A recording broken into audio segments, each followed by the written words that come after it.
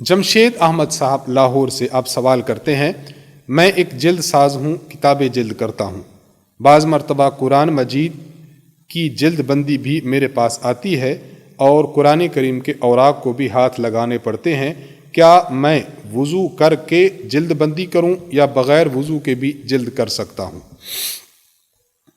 دیکھیے، جب آپ کے پاس قرآن کریم آتا ہے اور آپ اس کو جلد کرتے ہیں تو جلد بندی کے لیے بھی جب آپ قرآن کریم کے مصحف کو، اس کے اوراق کو ٹچ کریں گے تو آپ کے لیے وضو کرنا لازم ہے۔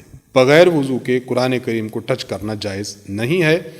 مستقل طور پر احادیث میں یہ بات موجود ہے، چاہے انسان پڑھنے کے لیے اٹھائے، ایک جگہ سے آپ نے اٹھا کر دوسری جگہ رکھا، جلد بندی کی، غرض قرآن کریم کو چھونے کے لیے وضو کرنا ضروری ہے۔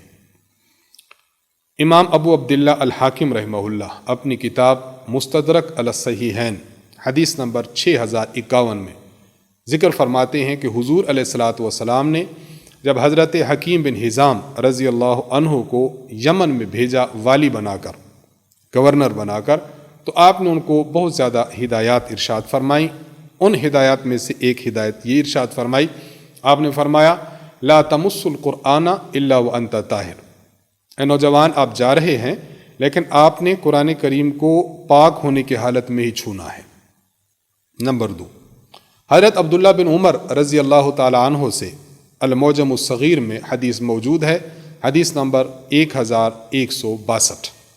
حضرت نبی علیہ الصلوۃ والسلام ارشاد فرماتے ہیں لا یمس القرآن الا طاہر، قرآن کریم کو پاک شخص ہی چھوئے۔ اس سے ثابت ہوا کہ بغیر وضو کے قرآن کریم کو ٹچ کرنا جائز نہیں۔